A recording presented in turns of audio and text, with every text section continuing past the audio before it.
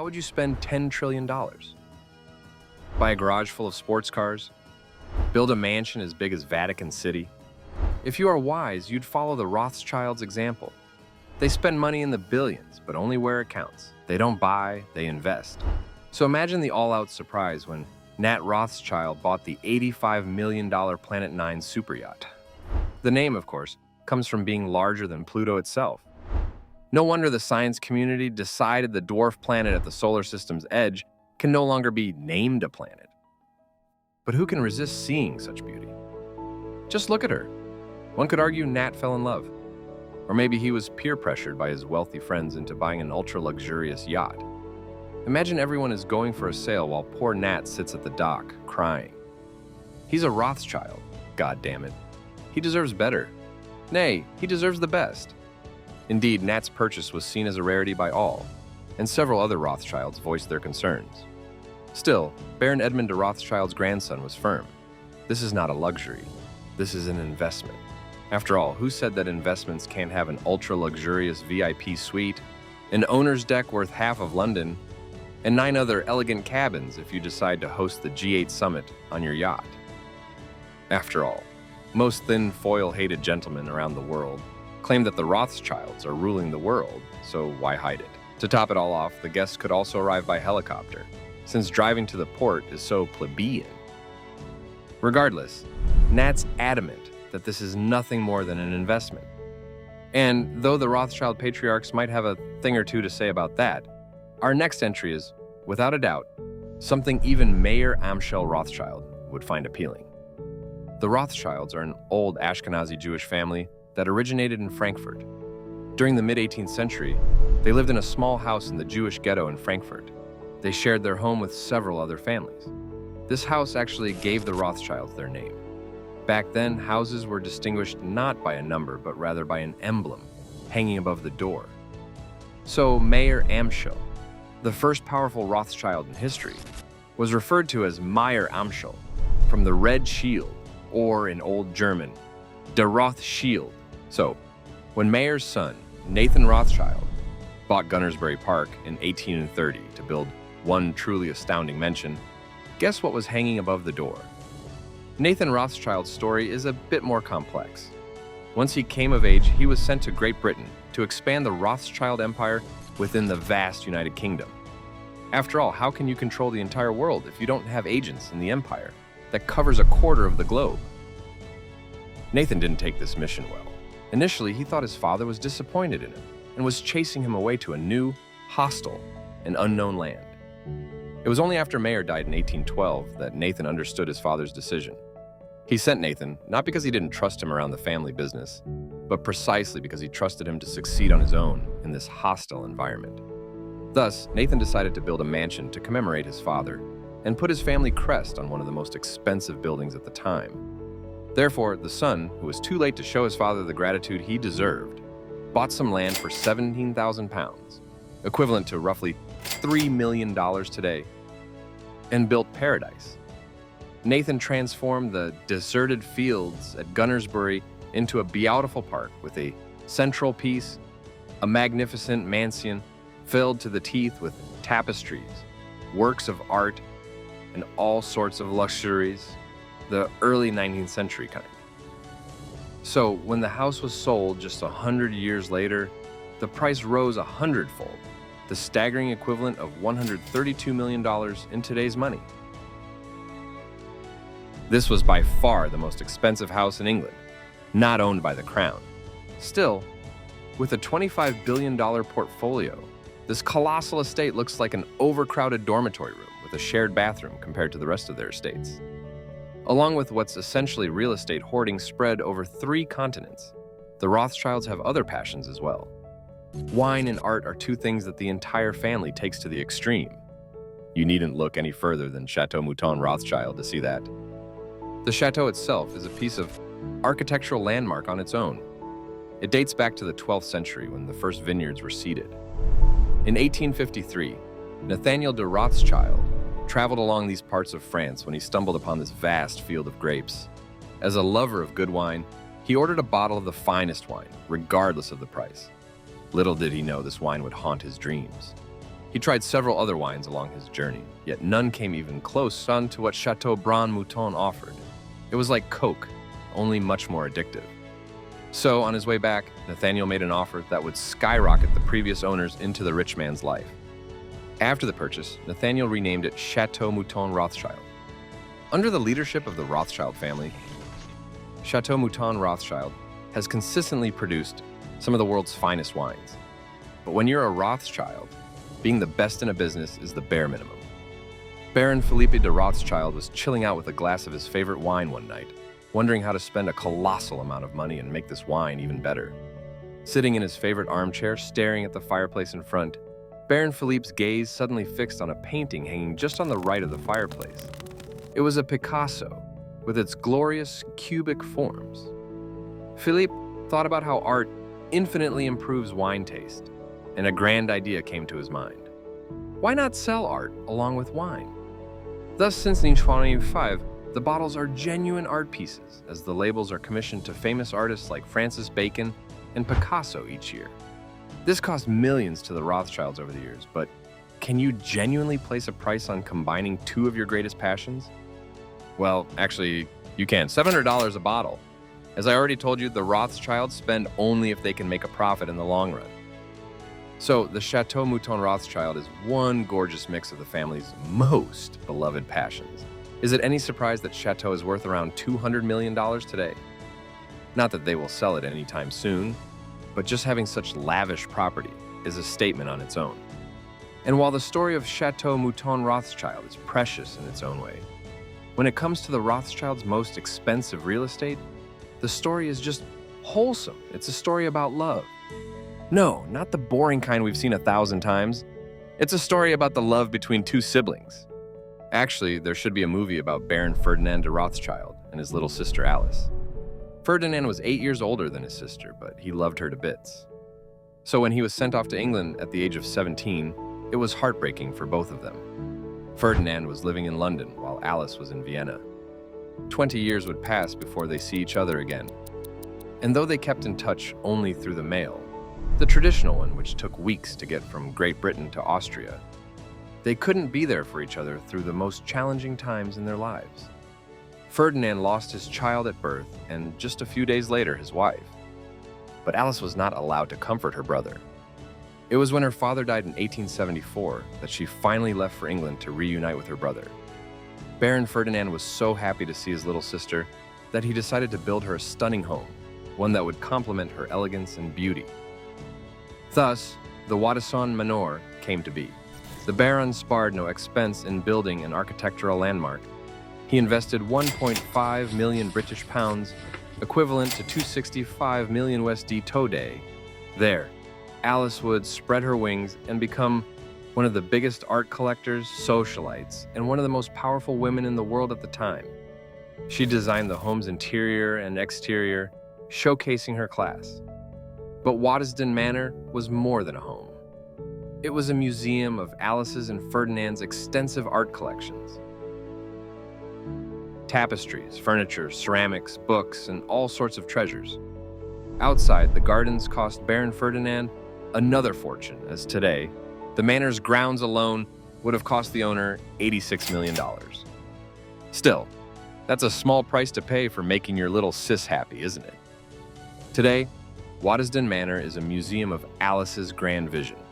There, the public can witness Baron Ferdinand and Alice's breathtaking art collections. Actually, if there's something in common between every single Rothschild, except, of course, being five-dimensional lizards controlling the world with telekinetic powers, it is their love for art. The Rothschilds' collection could fill entire cities with priceless pieces of art. Though for insurance purposes, the main body of the art collection is valued at $2 billion, the whole art collection is truly priceless.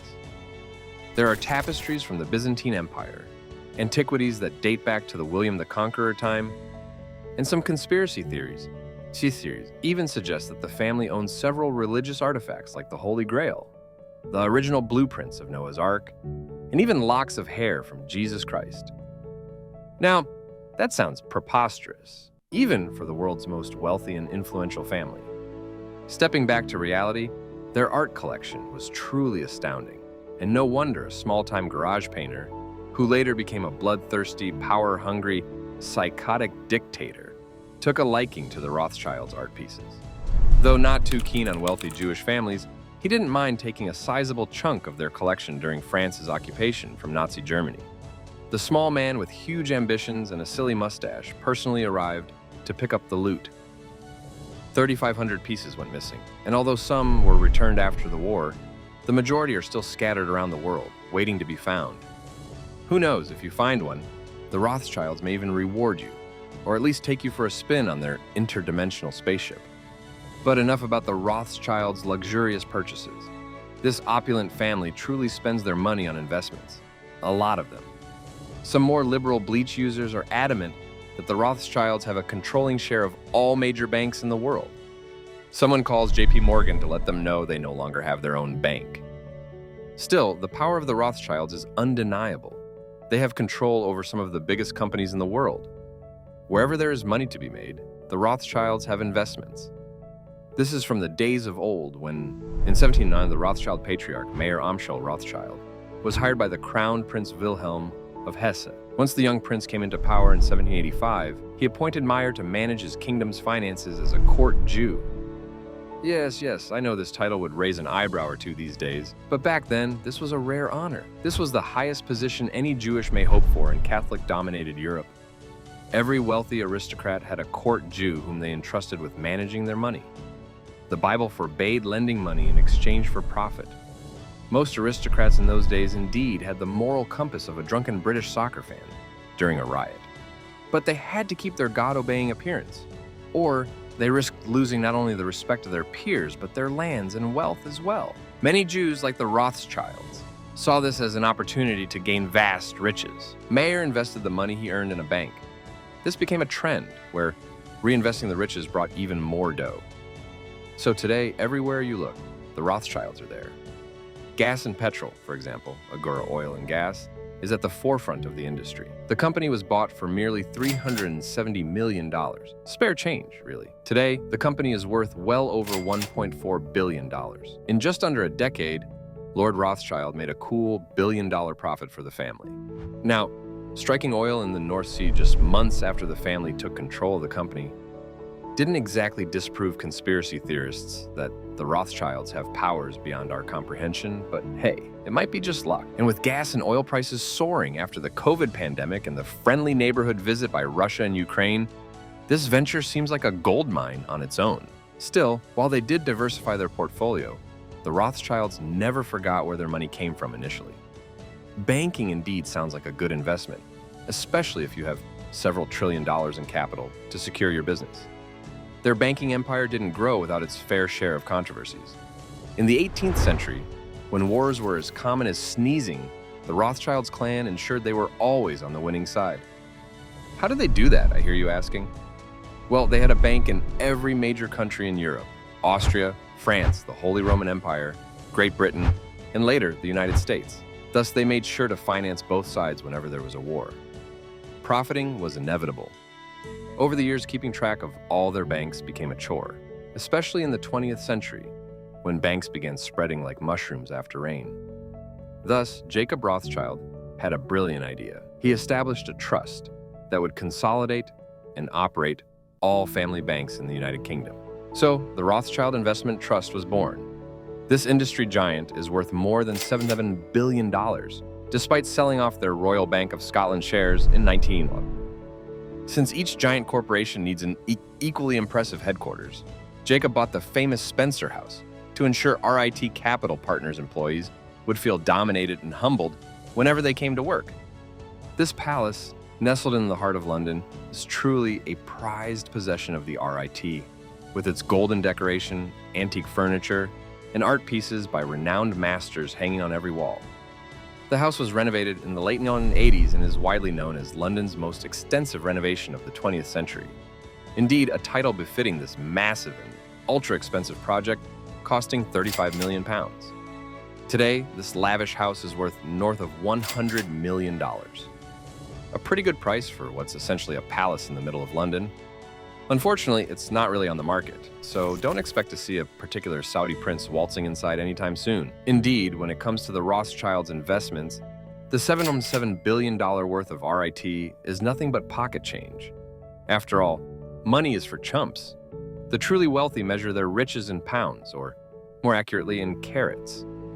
Being the family responsible for the myth that Jews hoard all the world's gold, one can easily conclude how much gold the family owns. Hint, it's a lot of it. They not only have gold bars, but also own several gold mines across the world. Those, however, are not the most profitable mines in their portfolio. This honor goes to Rio Tinto. The mining corporation is worth $103 billion and is the second largest metal mining corporation in the world. Moreover, Rio Tinto is a testament to the Rothschilds' industrial spirit. It was just a small local mining operation when they bought the company 150 years ago. Today, Rio Tinto is the biggest producer of copper in the world, with a yearly turnover of over $30 billion. Not a bad purchase indeed, and a tough act to follow if you ask me. This was always a huge cloud hanging above every Rothschild in history. They needed to be better to make their ancestors proud. Edmund Adolphe de Rothschild was no different, except he was a bit down on his luck. Though he had a brilliant education in Geneva and a secure job as a banker, Edmund didn't seem to shine in any way. His father often told him the family story and gave his cousins as examples of success. More often than not, Edmund felt his father wanted to have his cousins as children rather than him. Thus, he decided to prove his father wrong in future generations to point at his portrait when giving examples of a successful Rothschild. And oh boy, did he manage to do that. In 1953, when he was only 7, Edmund established La Compagnie Financière, hoping to become the leading global interdealer broker. Just half a century later, his legacy is worth nearly $212 billion.